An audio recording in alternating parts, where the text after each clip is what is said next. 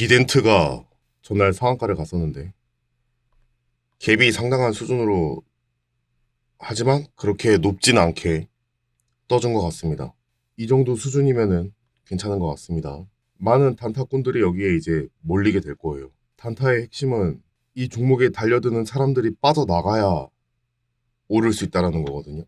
그 부분을 잊어서는 안 되겠습니다. 저는 편하게 매매가 되는 부분이지만 이제 보시는 분들은 모를 수도 있기 때문에 이렇게 십자선을 봐주시면 좋을 것 같아요. 변동성이 강할 거라고 생각되는 종목들은 항상 단타하는 사람들이 이 안에 몰리게끔 되어 있습니다. 그걸 이겨내고 매매를 해야 돼요. 계속 올라가는 거를 쫓아가는 것은 매우 위험하고요. 직전 캔들의 천장과 그리고 5일선 그 중심에서 매수에 들어가는 것이 좋습니다. 갭이 이렇게 떴을 경우 뭐가 됐든지 간에 관계없이 분할 매수는 최대한 함께 일어나는 것이 좋습니다. 그래서 현재 매수가는 9,250원, 40원 부근이 될 텐데 그렇게까지 내려오려면 시가를 한번 깨야 되겠죠. 그리고 매수는 항상 분할 매수가 중요합니다. 자, 그 다음 캔들이 완성이 되었기 때문에 이번 타이밍이 매우 중요합니다. 다들 이제 이 5일선에 닿을 거라는 걸 알아요. 그걸 의도적으로 밀어서 10분선에서 끌어올릴 수도 있고 방법은 여러 가지가 있기 때문에 항상 눌림을 기다리는 게 좋습니다. 자, 9,245원에서 사면 돼요. 자, 9,220원에 일단 들어갔고요. 그 다음은 이제 11선을 기대면 되는 것입니다. 이렇게 저점을 잡아 나가는 방식이 매우 편리합니다. 여러 가지 측면에서 매우 편리해요. 이렇게 눌림을 잡는 게. 갭이 너무 높게 뜨면은 이런 매매 접근이 어렵겠지만 이 정도 갭은 허용이 되는 부분이기 때문에 그 다음 매수가는 9,120원입니다. 이제 다시 갱신을 하면 되겠죠. 9,120원, 30원 부근에서 매수가 들어가면 됩니다. 그게 아니면 오르기를 기다리면 되겠습니다. 목표 가격은 9,400원이 되겠습니다.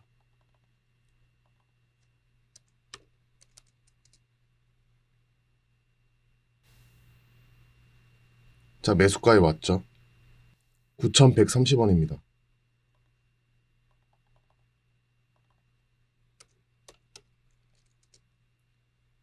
이렇게 되면 전부 다 필요한 만큼 매수 체결이 들어가게 된 것입니다.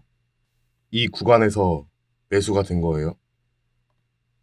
그러면 위에서 달려들었던 사람들의 어떤 물량, 차익 실현 물량의 일부를 밑에서 받아준 모습이 되는 겁니다. 이런 자연스러움을 볼 수 있기 때문에 이 매매가 나쁘지 않습니다. 저가가 9,110원인데 거기에 맞춰서 라운드 피겨가 얼추 있는 거 보니까 그래도 나쁘지는 않은 것 같아요. 그거보다 더 하단에 있으면 문제가 될 수 있습니다.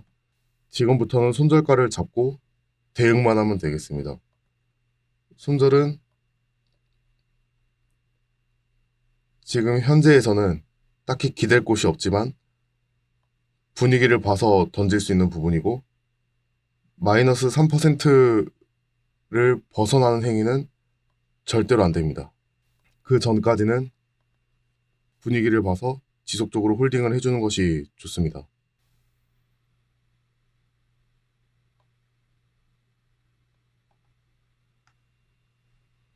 비덴트 같은 경우에는 수렴이 상당히 잘 되어 있었기 때문에 일봉상의 모습이 매우 나쁘지 않습니다. 그리고 갭이 너무 높은 것도 아니기 때문에 여러 가지 부분을 한번 기대해 볼 수 있습니다. 갭이 8%, 10% 이렇게 위로 올라가게 되면은 아래로 쭉 빠질 수도 있기 때문에 변동성이 제가 감당할 수 없을 만큼 올라가게 되면은 그거는 제가 할 수 있는 영역이 아니거든요. 하지만 이렇게 적절하게 유지를 해준다면 다른 개인들의 어떤 손절 물량을 받아주고 나머지 매수 유입의 힘을 기대어서 수익을 낼 수 있는 그림을 그려볼 수 있습니다. 현재 종목은 5일선 이탈 물량과 11선 이탈 물량을 잡아내었지만 만약에 내가 조금 더 신중한 판단을 내리고 싶다, 아니면 더 느긋하게 잡고 싶다라는 생각이 든다면 그런 느낌은 보통 하락폭이 이제 힘이 세다고 느껴질 때, 그럴 때 한번 신경 쓸 수 있는 거거든요.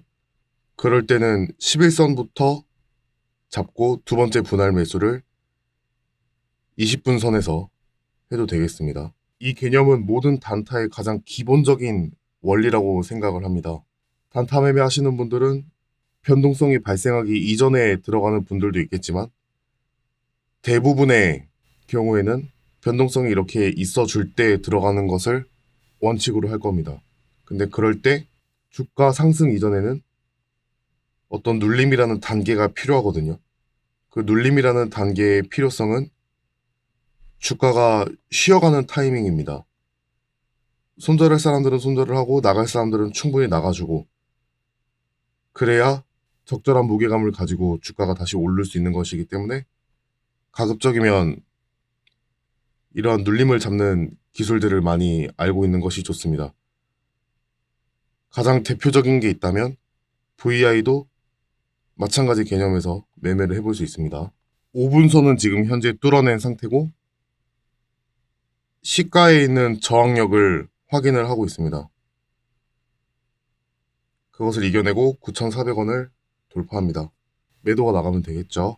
이렇게 해서 매매가 마무리될 수 있습니다. 다른 종목을 한번 볼까요? 전날 상한가를 갔던 종목들이고 대창솔루션은 주의 종목입니다.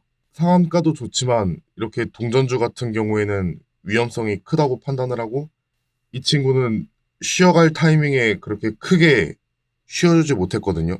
그렇기 때문에 그 힘이 어디까지 갈 줄 모릅니다. 그래서 매우 보기도 안 좋기 때문에 패스하고, 국동도 정말 괜찮은 차트가 되겠습니다.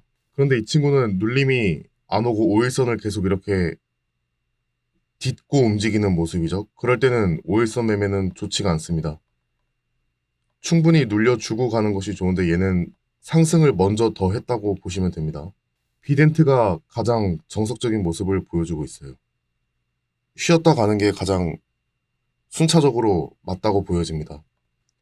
이렇게 쉬지 않고 가게 되면은 이미 높이가 상당히 높은 편이기 때문에 위험성이 있지만 또 5분선을 이렇게 타고 갔기 때문에 바로 10분선에서부터 매매를 시작하는 것이 괜찮겠습니다. 왜냐하면 이 주가가 이렇게 상승을 하면서 오르는 과정 중에 많은 사람들이 달려들었단 말이에요. 그 사람들이 나가야 매매가 되는 것이기 때문에 거기에 초점을 맞추다 보면 자연스럽게 5분선을 배제하고 볼 수도 있게 됩니다.